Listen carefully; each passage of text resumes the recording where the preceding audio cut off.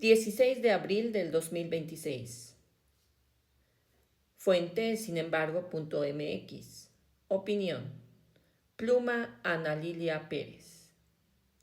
El gasto principal era la nómina y lujos de su burocracia dorada y la contratación de despachos de cobranza. Cuando se creó en el año 1972 fue para dar cumplimiento al derecho constitucional a la vivienda, al Infonavit, Instituto del Fondo Nacional de la Vivienda para los Trabajadores. Se le concibió como una institución de seguridad social que opera un fondo tripartita, gobierno, empresa, trabajadores, al cual se hacen aportaciones para que otorguen créditos hipotecarios a los trabajadores como una prestación laboral. Como institución de seguridad social, su estructura administrativa debía priorizar, cumplir su misión y obligación para con su derecho a biencia. Administrar con transparencia y eficiencia las aportaciones patronales, que son patrimonio de los trabajadores, y facilitar que el trabajador ejerza su derecho constitucional a una vivienda digna y decorosa, pero en el modelo de administración con que se condujo el Infonavit desde finales de los años 90 y hasta el 2018, se le convirtió en una cueva de saqueadores, dirigida por una burocracia dorada. Sus directivos gozaban de sueldos exorbitantes de más de $500,000 al mes, vehículos blindados, vuelos privados, contratados para que el director simplemente ordenara a dónde quería que la aeronave lo trasladara. Así fueron a sus asuntos privados y acompañado de quien él quisiera. A su disposición también tarjetas de crédito corporativas sin límite para supuestos viáticos y gastos de representación, entre comillas. En su oficina, la del director general, una caja chica a la que diariamente se le abastecía de $20,000 en efectivo para sus antojos, así fuese una corbata que le hiciera juego al traje. Al terminar su cargo, sin importar su desempeño, al director se le pagaba un millonario finiquito que llamaban Plan Especial de Retiro. Habituada a esa burocracia dorada a pactar contrataciones con multimillonarias como discrecionales, en las cuales se favorecía a particulares en detrimento del patrimonio del Infonavit, que es el patrimonio de los trabajadores. Como parte de esos negocios que se hacían en el Infonavit en los años del prianismo, se auspiciaron esquemas de vivienda de baja calidad que los constructores hacían en zonas aisladas, sin servicios ni infraestructura, y que le imponían a los derechohabientes precios exorbitantes mediante créditos leoninos, en los que los constructores eran los intermediarios y beneficiarios del sistema.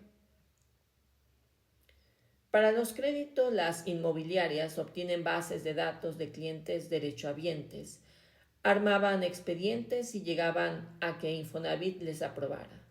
Por miles a partir de eso hacían unidades habitacionales con materiales de bajísima calidad en medio de la nada. En consecuencia, miles de viviendas y unidades habitacionales fueron incluso abandonadas antes de que sus dueños pudieran siquiera finiquitar el pago de su crédito.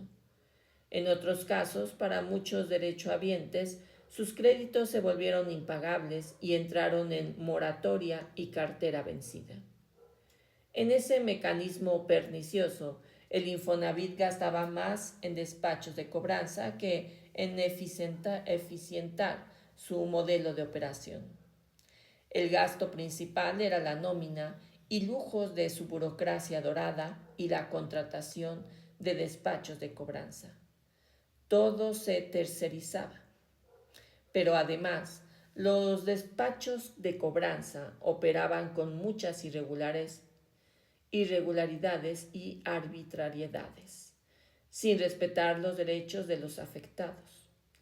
hacían los procesos express en juicios hipotecarios también de manera express y asimismo se ejecutaba el fallo, muchas veces sin que se hubiese ni siquiera notificado a la persona.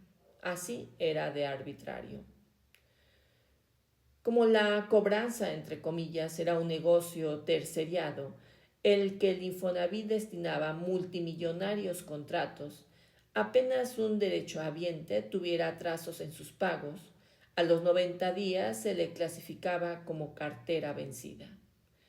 Algunos de esos despachos de cobranza fueron más allá en sus tropelías, en conturbio con funcionarios del Poder Judicial y algunos notarios en diversos estados empezaron a simular juicios en los que supuestamente notificaban a la persona, pero en entidades diferentes a donde se ubicaban las viviendas con la intención de que en realidad el derechohabiente no se enterara hasta que al concluir el juicio le quitaban la vivienda sin la posibilidad de defenderse, usando también documentación falsa.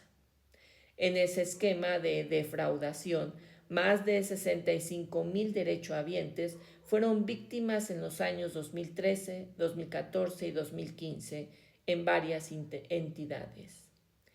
El periodo corresponde a los años de gobierno de Enrique Peña Nieto, administración en la que el Infonavit también se hiciera de otras contrataciones irregulares y fraudulentas, para favorecer a particulares mediante simulaciones contractuales.